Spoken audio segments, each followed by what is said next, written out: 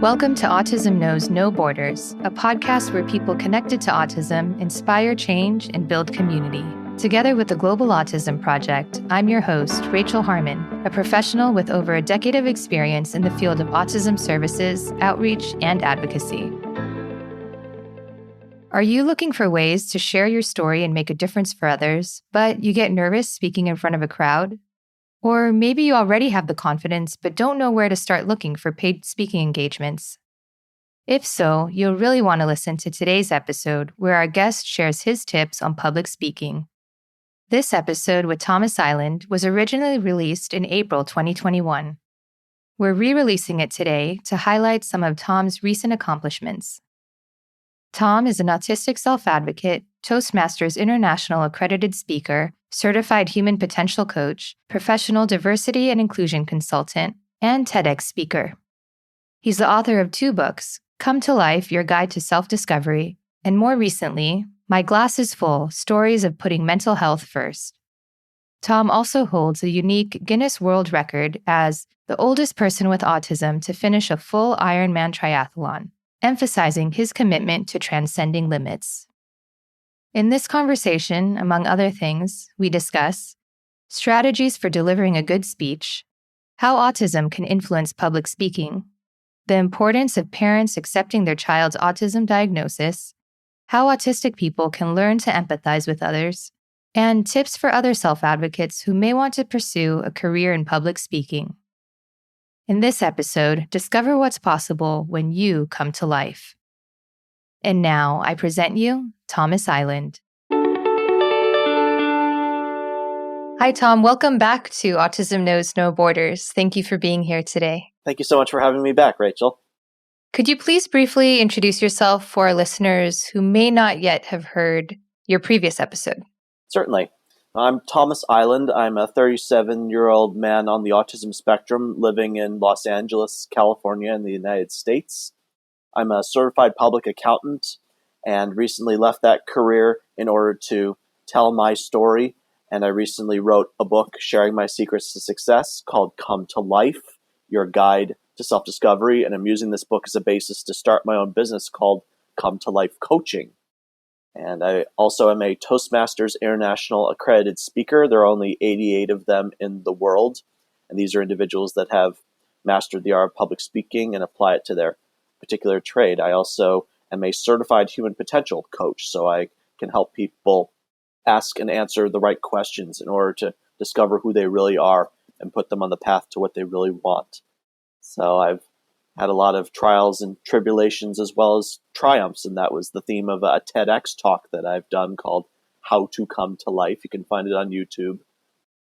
And I'm basically living the best life that I can while also addressing the struggles that I have on a continued basis, particularly given the pandemic and a lot that's happened in the world as of late. Mm-hmm. Wonderful. Thank you for that. So let's talk a little bit about your background and why you decided to become a public speaker. I know you mentioned that you are also a certified public accountant. Could you share actually that transition moment when you decided, like, this is not for me anymore? So after I was shortly diagnosed, when I was 13, I had the dream of becoming George Lucas's accountant because I love Star Wars and I'm good with numbers. And my parents let me know what I had to do. I had to take tests, I had to take college courses, I had to get several jobs. And I said, all right, challenge accepted.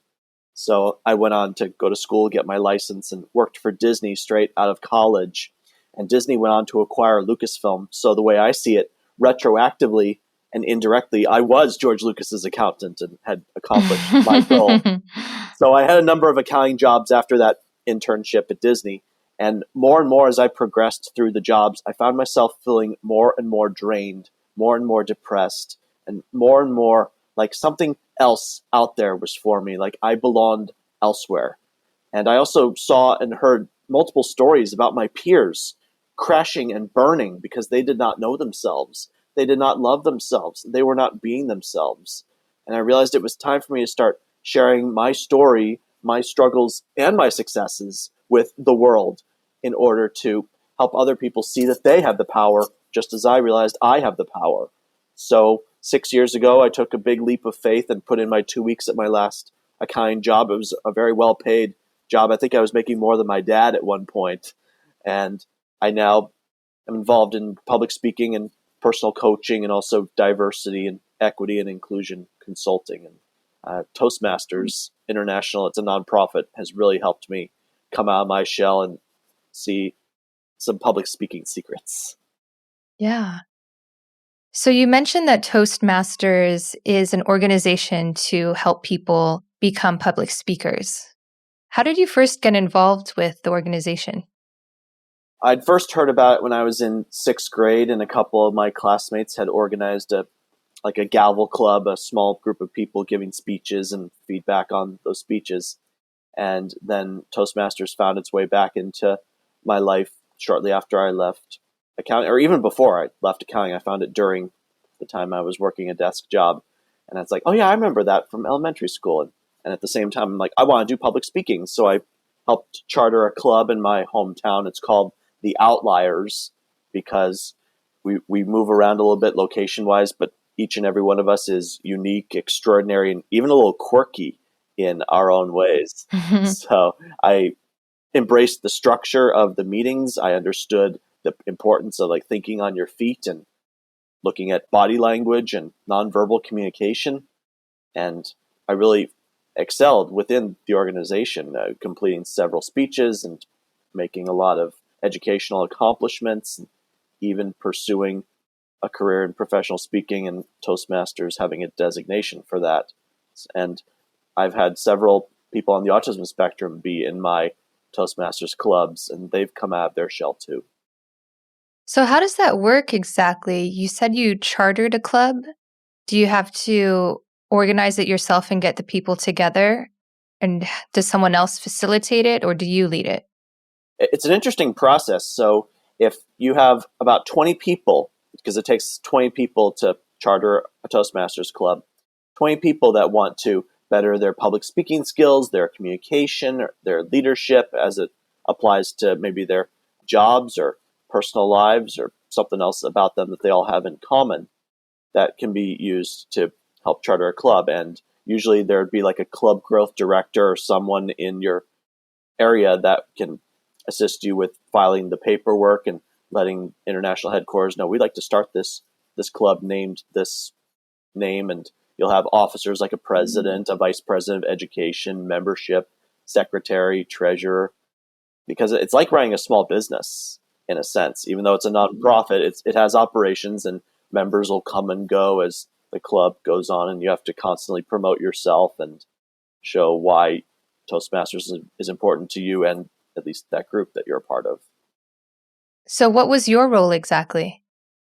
So I started as the first official president of the Outliers, and I'm now the VP of Education. So I make sure that all the members are completing their speeches and holding them accountable to their progress, and making sure that they are getting value out of the club and accomplishing what they had set out to do when they joined the club. Mm-hmm. And I'm also promoting the club on social media. I also go to different clubs around the world, virtually at least. And I've done workshops, I've given keynotes, and it's been a really wonderful experience, a way to connect people and become closer, even if we are socially or physically distanced in this pandemic. Yeah. So how many clubs are there worldwide? Thousands. There are about 350,000 members in 16,000 clubs in about 143 countries around the world. Wow, that's incredible. What was your journey like to become an accredited speaker?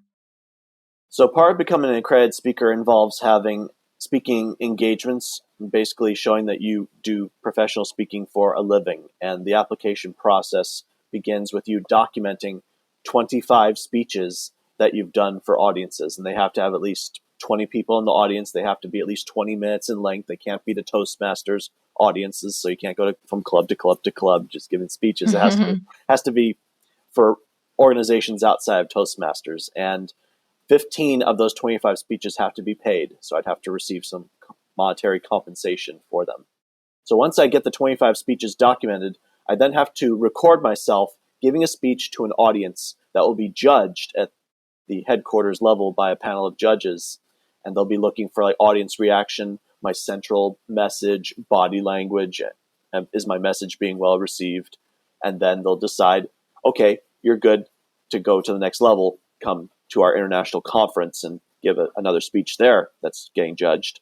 Or, and this did happen to me, they'll say, we're sorry you didn't meet the criteria, please apply the following or consider these steps, like showing your audience more or having your message be more clear, be more well defined, and then resubmit.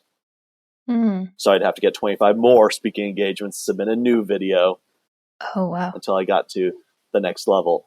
And the next level, I did do this in 2019. When I got to level 2, in the process, I went to the international conference in Denver, Colorado, and spoke in front of about 1,000 people, sharing a speech that I would give at an autism conference, for example. And I did an interesting spin on the speech. In Toastmasters, we had something called the Competent Communication Manual, which describes different speeches and looks at different elements of giving a speech.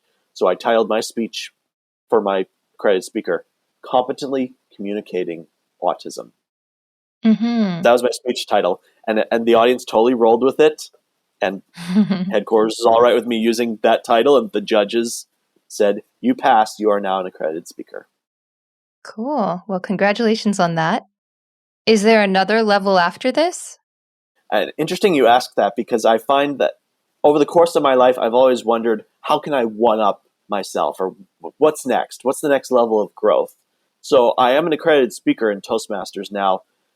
Toastmasters International also has the annual World Championship of Public Speaking. These are 5 to 7 minute speeches about what you want to tell the world. And a lot of them have some kind of unifying message or underlying theme to the times. Like in 2019, the year that I got accredited speaker, the world champion was a gentleman wearing like an Indian wedding outfit. He was the best man at an Indian wedding and described some of the traditions within an Indian wedding and how he was responsible for the groom's shoes. And everyone was fighting to get these shoes from him. And even though he did lose the shoes, he explained that for that moment, 2 families were united and enjoying themselves and communicating and connecting. And he was the only African-American man there. So for that brief moment, everyone was having fun, everyone was united, and he helped make that happen. So he won in 2019. And last year, a gentleman described how he had some failures when he was a kid in school. And it's all about keeping going, trying, keeping learning from your mistakes, even if you mess up. When you can pick yourself up and keep learning from your mistakes, that's going to make you a better person. And last year was the first virtual international speech contest, and they're going to be virtual again this year due to COVID. So I want to compete and I want to be a world champion of public speaking. It's very complex, and I have to get my message well organized. I have to appeal to the judges and make it happen for myself. Yeah, well, that's an exciting project to work on. Let's rewind a little bit. Can you tell the story of your first public speaking event? How old were you at that time, and how did you feel leading up to it? So my first official public speaking event in my new career, if you will, was in January 2016, about a month and a half after I left accounting. And the talks of the speaking engagement were actually during my time in my last accounting job. It was going to be a keynote address for the Council for Exceptional Children at the Waikiki Marriott in Honolulu, Hawaii. And I'm thinking, this is an opportunity I cannot pass up. And such a lovely getaway. And my message, I had it all composed and I wanted to deliver the speech. But my accounting job basically said, you don't have enough hours to be taking this time off. And I'd also gotten a performance review that basically was telling me, you've got 3 months to shape up or you're going to be let go. And so 3 days after that performance review, I put in my 2 weeks notice. So I went into this Hawaii speaking engagement with an open mind, feeling free of not having to answer to a corporate holdback, so to speak. And I was taking Toastmasters at the time. I actually wrote most of my speech on the plane ride from Los Angeles to Hawaii. But I had the guidance and I had the message clear. So by the time the keynote happened, I nailed it. I got a standing ovation. And that was when I knew I'd found where I belonged. Mm-hmm. Do you ever feel nervous presenting in front of large audiences? I have. I still get like that butterfly in my stomach or the jello legs feeling, particularly if it's a new speech that I haven't done before, a crowd I haven't spoken to in the past, or a new format that I haven't really done before. So there are times where I have felt nervous, but managing that fear, becoming more from it, and also keeping in the back of my mind that the audience wants to hear what I have to say. They want me to succeed, and that when it's over, everyone's going to be clapping. That helps me overcome that nervousness or shaky feeling. Yeah. What are some strategies that you've learned that have helped you in public speaking? Well, for one thing, whenever possible, I use the bathroom immediately before the speech, so I'm not doing a little dance while I'm on the stage or in front of people. That's definitely one. That's something that I guess people wouldn't even really think about doing, right? Mm-hmm. And if possible, I won't drink a whole lot of water right before the speech because that might also produce the same effect. Yeah. Another strategy I use is I tend to write my speeches out, or I'll have an outline to organize my ideas. If all else fails, I make the speech as much a conversation as possible, because the more personal you can be, the more like unscripted you can be at times, the more you involve the audience in your speech or your workshop, the more likely you're going to connect and relate to them and them to you. So if all else fails, I improvise. And I actually am part of an improv Toastmasters group where we have that yes and mentality. We roll with the punches. We laugh at ourselves and have fun. Because whenever I do a speech, I do my best to make it as fun and enjoyable as possible. So those are some of the strategies. Yeah, I'm sure the audience can tell that if you're having fun, it's more relaxing for them to sit there and listen to your presentation. Indeed. So, how does your autism impact your public speaking, like positively and maybe negatively? Well, I always have a good story to tell. I've got lots of life experience and some situations that went well or maybe not so well. Like most recently, last month, I helped drive a woman and her dog from California to Florida across the country. She was moving there, and I was her driver and her security and looking after the dog and such. But we had a few mishaps along the way, like the dog bit me twice. We hit a coyote. There was no damage. Oh my gosh. There was no damage to the car or anything. The coyote, I can't say the same, but ultimately I got her and the dog there in one piece. As far as some ways that autism might be holding me back or making me come off as not so competent or confident, I think it's in my affect or my tone of voice. Because vocal variety and volume and tone of voice, that I have to think about these or actually incorporate them into the speech versus them coming naturally. So particularly in contests when vocal variety is like a criteria in the judge's ballot, if they don't see or hear that from me or to the degree that they would find excellent, then I'm doing myself a disservice just because of how I sound or how I'm naturally speaking, if that makes sense. Yeah. So, do you record yourself and listen back to learn?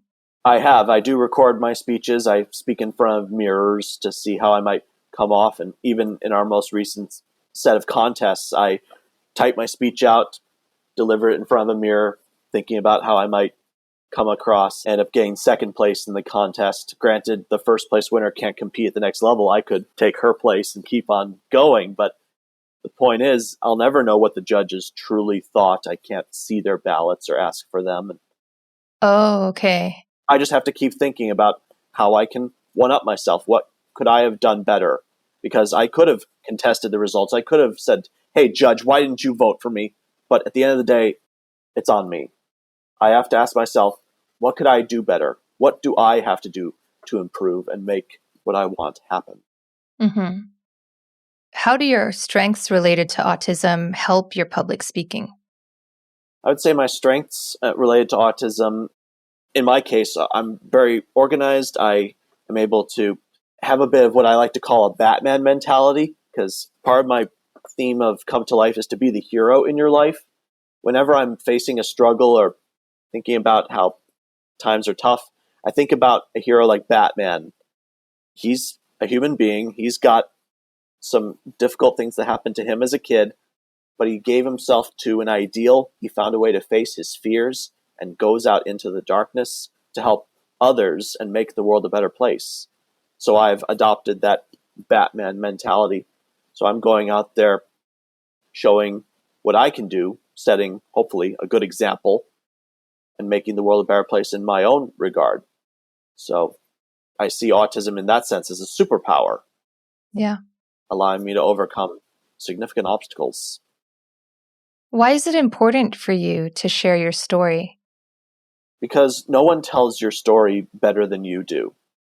And I think, particularly in the autism community, too many people on the spectrum are not speaking up at all, letting other people tell their story for them, or not seeing what life really has to offer them. And that's why I named my book Come to Life, because life isn't going to come to you. Like some miracle is not just going to fall into your lap. It's up to you to come to life. You have to go out there and make things happen for yourself. And I think that when we embrace that concept, get out of our comfort zone, come out of our shell, face fears, that's going to improve outcomes all around. Yeah. So, this is actually a good segue to talk about your come to life coaching. And on your website, you emphasize that when one person in the family is on this autism spectrum, the entire family is on the autism spectrum, and all family members must grow and evolve together. So, why do you think it's important to include family members in the coaching as well? Because the family is, or at least should be, a unified front on the same page if everyone is going to move forward together. I think too many families are under the impression that once the person on the autism spectrum is corrected or behaves right or made to do well, that everything is suddenly going to be all right in that family. I can assure you that is not the case. The entire family needs therapy, not just the person on the autism spectrum. The entire family needs to be engaged and involved with the change so that they all move together forward, onward, and upward versus being left behind. And it also doesn't, or at least reduces the possibility of avoiding blame being put on each other. And speaking from my own experience, even accepting my own diagnosis, I couldn't accept that I had autism or accept my diagnosis until I knew my parents had accepted my diagnosis. Hmm. That was a significant prerequisite that I think too many families overlook, that the child on the spectrum does not feel loved unless he or she knows that the parents love him or her no matter what. So I really encourage parents, siblings, close family members, and extended family members to be loving and accepting of the person on the spectrum. And everyone needs to be there for that person rather than looking to make them something they're not. So, speaking from your experience, did you feel that your parents didn't accept your autism when you were diagnosed? There was initially denial, particularly when I was younger. I was about 4 years old when my aunt, my mother's sister, who was the autism specialist for the state of Illinois, where I was born, suggested that I might be on the spectrum. And my mother, I was her firstborn, didn't want to believe it. No, no, no, that's nonsense. All geniuses play in the corner by themselves and don't have time for the silly games that the other little kids play. And my aunt had other ideas and took me for an informal screening without my mother's knowledge and made it out to be like a play date. And I'm thinking, okay, I'm playing games, solving puzzles with my aunt. This is fun. And little did I know that I was getting screened for autism, and my mother eventually found out and totally freaked. And it wasn't until about 8 or 9 years later when the diagnostic criteria showed that I don't have to have an intellectual disability to be on the spectrum. And my mother had to come to her own terms on accepting that, yes, her firstborn son is on the spectrum, but that doesn't mean that she shouldn't love me, that I can still have a good life. Because I think too many parents think that once an autism diagnosis is in the mix, that kid has no future. But let me assure you, that kid does and must have a future. It might be a little different than what you envisioned, but that doesn't mean it can't happen. Too many families are writing off their children's future before they can even happen once they learn of that diagnosis. Whereas my mother, once she came to terms with the denial and accepted me for who I was, started helping me have a future for myself. For example, my family found a condominium complex, and started shopping for a place for me, telling me, Tom, one day you're going to live here. And I had some hope for the future, thinking, oh, wow, I'm going to have my own place. I'm going to have my own freedom. I'm going to have my own future. I might have a roommate or someone that stays with me in this condo complex. So my parents were helping me see that I could have a life of my own. And once again, I think too many families are stopping or even eliminating their young people from having a future to call their own. And that is what's causing so many poor outcomes. Mm-hmm. We see this also in other countries too, where there's a lack of understanding of what autism even is. And so doctors are telling parents that there is no hope. In the US, we talk about acceptance, but we forget that in other places around the world, they're not even really there yet.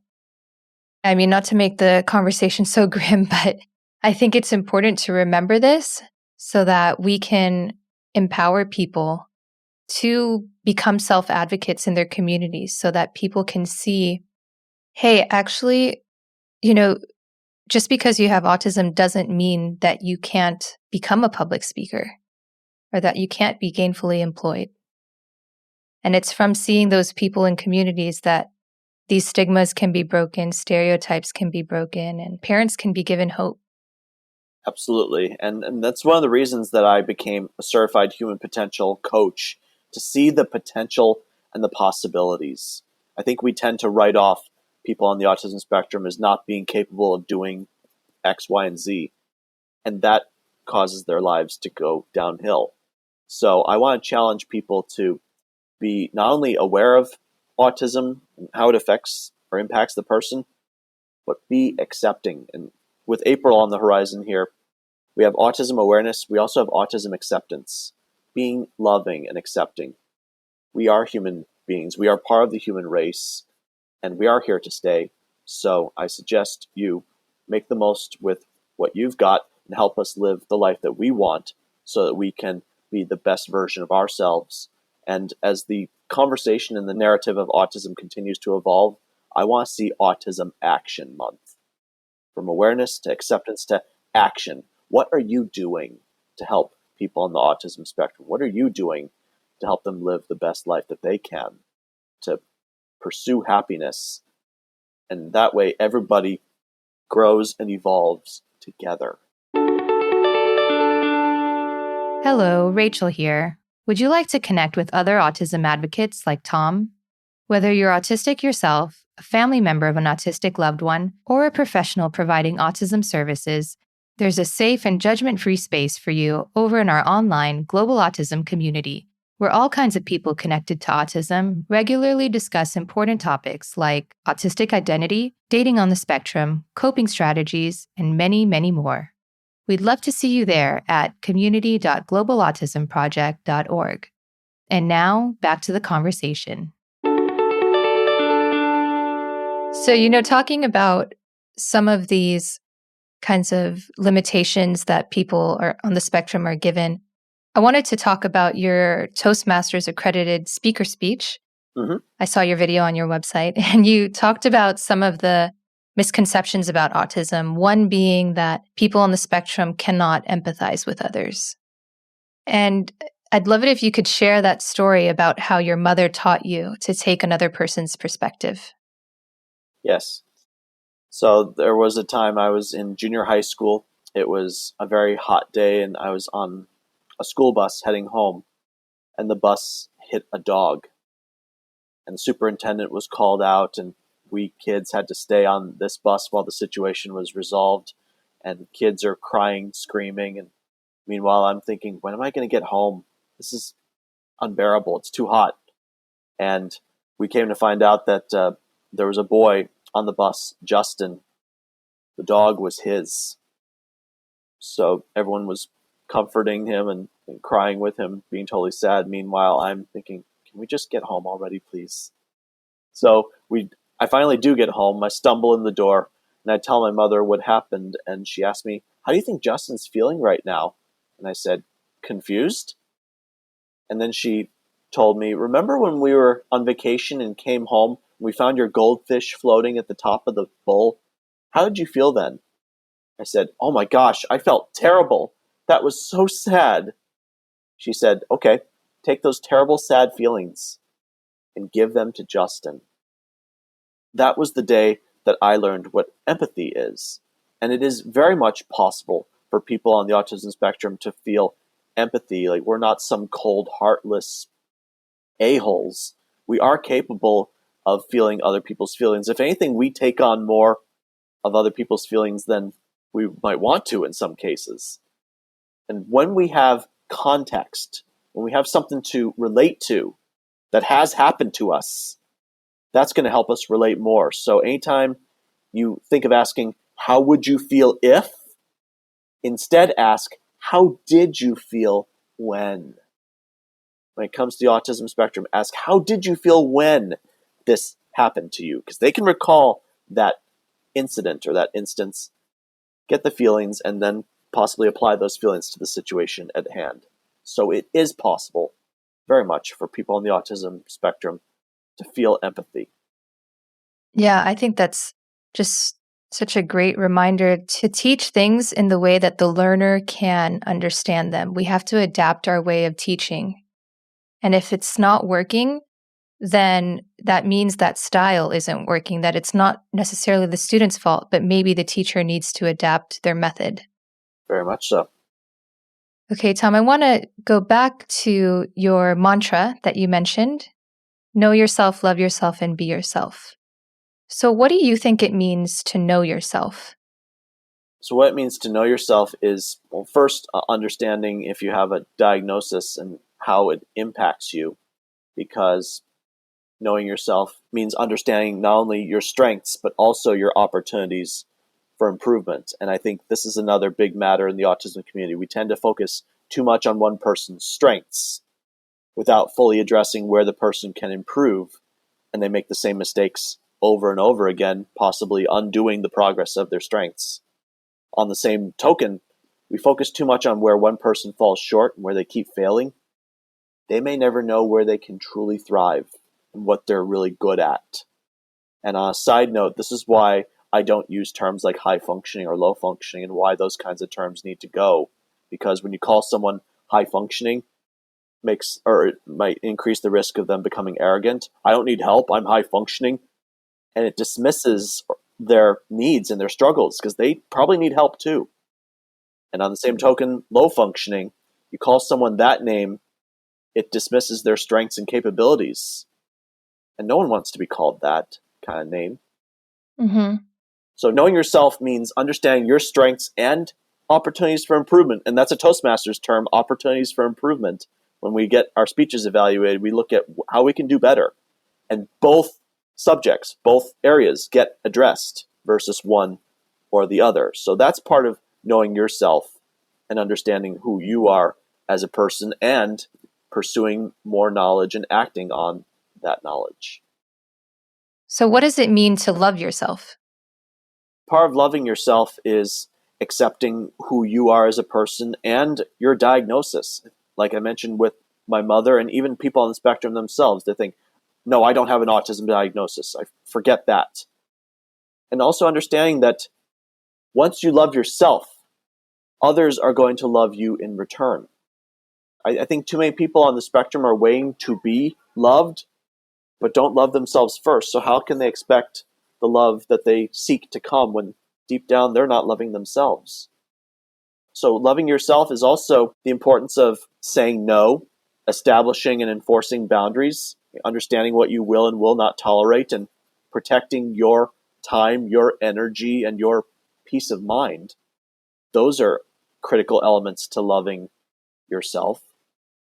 Seeing that you have what it takes, you are very much worthy and capable of love. This is another stereotype in the autism community, or what people might think, that people on the autism spectrum don't love or are not capable of that feeling, or unable to form and maintain relationships or get married and have children. There's so many families out there that have someone on the autism spectrum. And even I've seen The Good Doctor recently, the TV show on ABC. Spoiler alert, Sean, the doctor on the autism spectrum, and his girlfriend are expecting a baby. They're following that journey that Sean, the doctor, is going to be a father. And I think that's incredible. It's incredible that they are exploring. They've talked about his employment struggles, his relationship struggles, finding a girlfriend. Now he has one and they're expecting. So it is possible for people on the autism spectrum to have love, to have relationships, to have families and futures. Mm-hmm. But it'll only work if you love yourself first. Got it. And the last part of your mantra, be yourself, it got me thinking about how many people with autism, especially younger people, tend to mask their autism so that they can fit in socially. So how have you learned to be yourself over the years? Be yourself is a huge step in authenticity, being who you are versus wanting to please others. And we mentioned earlier in this podcast about like parents wanting the best for their children, or children answering to their parents. And the biggest be yourself step for me ultimately was stepping away from doing my mother's bookkeeping. Because even though I left accounting, I still did her bookkeeping on the side. But I had to put my foot down and tell her, I'm not meant for this. This is not what I want. I have to go do what I want to do. And once I really let go of accounting, because accounting is not me. I am not accounting. I am meant to do speaking, coaching, consulting, and so much more than this number crunching. And she was resistant. She's like, no, you help your family out. And she even accused me of having black and white thinking. That's common in the autism community. Like, we have black and white thinking one way or the other. So I shot back out of improvisation. Thank you, improv, Toastmasters. Mm-hmm. Speaking of black and white thinking, accounting to me is like being in the black market. While it's fast, big money, I shouldn't be there. And I feel like crap during and afterwards. And I think that tugged enough on her heartstrings to let me go. So I had to speak up for myself, and I had to realize what I really want and pursue what I truly feel I am meant to do in this lifetime. Walk away from something I am no longer wanting to be a part of. Mm-hmm. That is being yourself, existing in a way that helps you become your best self. Yeah. So you mentioned your TEDx talk earlier, and we'll post a link to it in our show notes. And in that talk, you spoke about your ex-girlfriend who resisted services because she didn't want to change. So can you talk about that distinction that you made between be yourself and be your best self? Awesome question. So to give a little bit of context to this relationship, I knew this woman long distance. She was from Illinois, just like me, and the same aunt who was the autism specialist introduced me to her. We both loved Star Wars, and that was the foundation for our long-distance friendship. We were pen pals for about 10 years. We'd see each other at Christmas time when the family and I would visit relatives in Illinois. After about 10 years of knowing each other, we became a couple. She said she liked me. I hadn't really thought of her as girlfriend material, so to speak, but I thought, all right, let's give this a shot, see where it goes. And she proceeds to move out to California with me into the condo that I live in now, and shortly thereafter, I realized she's missing a lot of some of the basics, so to speak, and because she's in her mid-20s, had never had services her entire childhood, and my mother and I are getting help for her, a lot of services that worked for me, like speech therapy, a job coach, someone to help with college and navigating college. And she calls her mother back in Illinois, who's also on the autism spectrum, to explain the help she was getting. And the mother responds, "They're looking to change you. Don't let them." And my now ex-girlfriend thought that my mother and I were looking to change her and was resisting the help. And I wanted to give her some time. I think maybe she'll come around. It took me years to become who I am. I'm going to give her some time. After 4 years and me turning 30, I realized I don't want another 4 years of this. And I ended the relationship. And as she's getting ready to move back to Illinois, she says, "It's a shame you guys wanted to change me this whole time. I like myself the way I am." And what she and her mother misunderstood was that my mother and I were not looking to change her. We wanted to help her get the services and the support she needed to help her live the life that she wanted. She wanted to be a graphic designer. This help that she was getting would help her get that, but she didn't see it that way. And this is another big matter in the autism community, that all those allies, as we call them in Come to Life, parents, teachers, therapists, people on the spectrum are thinking or have that misconception that these people want to change them versus help them get what they want. So what needs to happen is the allies, the parents, the teachers, the therapists need to explain to the young person on the spectrum that the help they're getting is going to help them get what they want. Make it about the young person and their goals. They have goals, they want to do something, help them meet them, and that these services will help them get there. When that is concretely, directly, and explicitly explained, then hopefully the person on the spectrum will be on board with the services and start to see the value in them. Yeah, that is a really good point to make. And I think a lot of professionals in the field skip over that. We question what is socially significant, yes, but I think without that missing piece of connecting it to what the long-term goal is of that person, then the lack of cooperation might not help them get to where they need to be, either quick enough or maybe even at the level that they could achieve. And even something as basic as social skills. Like, for example, when I was a kid, I wanted to have a girlfriend, and my mother got me into social skills classes. I'm like, well, I don't want to go to these classes. But she reminded me, "You want to have a girlfriend, don't you?" I'm like, "Yeah." She said, "Well, these social skills classes will help you get a girlfriend." I'm like, well, "All right, I'll go." So connect the dots. Show that what you're doing to help this person will help them get what they want, live the life that they want, and that will hopefully put them on board. Yeah. And this actually kind of ties back to your previous episode on this podcast, Tom, where we were talking about requesting accommodations at school and at work. Mm-hmm. It's like you need to first acknowledge and be aware of what your needs are, and then know that speaking up for them and asking for help is not a sign of weakness. It's not a sign of weakness at all. If anything, it's a sign of strength to ask questions. Even Einstein, who's believed to be on the spectrum, asked questions. And there was a time where I thought I had to know everything, or if I asked questions, it meant I was stupid. But the reality is I was stupid if I didn't ask questions, if I didn't ask for help. And you're right, when it comes to college or on the job in particular, the problem seems to be that someone doesn't know their diagnosis.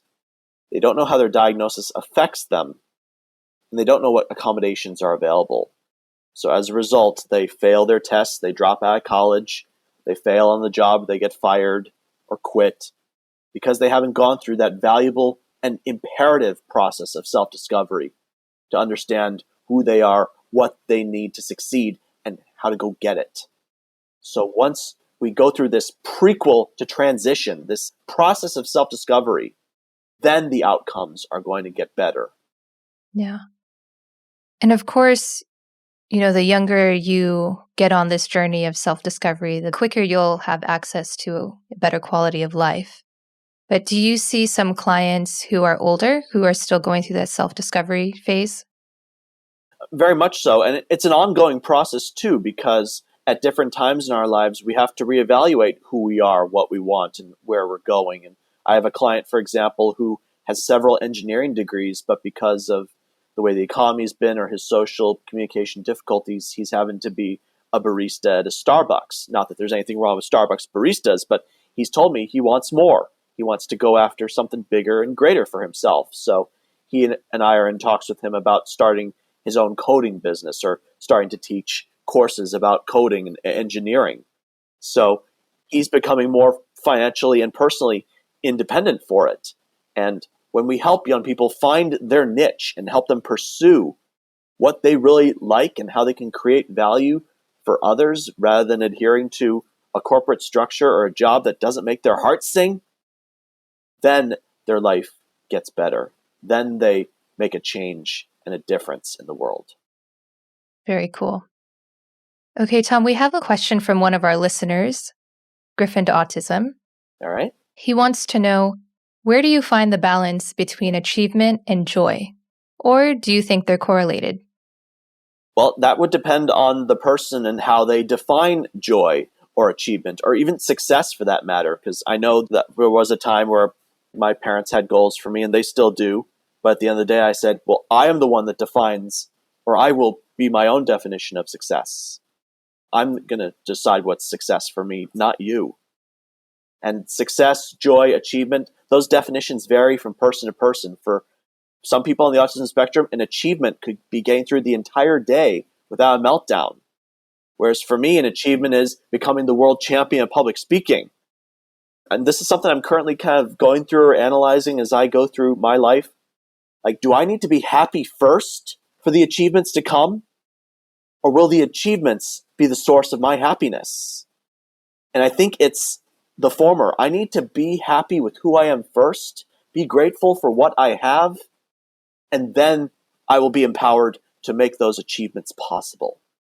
So making sure we put the horse before the cart here, I encourage you to find your joy, find your happiness, being grateful for what you have going for you, and then see your life be better and see yourself achieve what you want to happen. I hope that helped answer your question. Yeah. This is really fascinating also to look at from a cultural perspective, because in the US, I grew up there, now I live in Spain, but I'm an American, so I know that there's such a stress on success in American culture and how much money you make and how big is your house and kind of keeping up with the Joneses. And it's such a stark difference from here in Spain, where people don't measure success in that way. Like, they look at meaningful relationships and having 2-hour lunches to hang out with your family and not be rushed to go to work afterwards. So it's interesting how you're saying these definitions apply to the person. And if you take a step back and look at how they are across countries, across cultures, it's really interesting. It certainly is. And I think particularly, and again, in the autism community, I think we tend to measure success as a one-time thing, or once this successful thing happens, then their life is going to be A-okay. I want to tell all of you, if you're on the autism spectrum or not, success is not a one-time event. It is an ongoing, long-term process. Multiple failures, rejections, and setbacks had to happen to me before I got Toastmasters accredited speaker. I'm not getting through multiple contests before I eventually get the world champion in public speaking. The relationships, the breakups, the jobs I've been fired from, the jobs I've quit from, they've all helped me make me into the man that I am today. And I think we need to start being more open to and learn from our failures.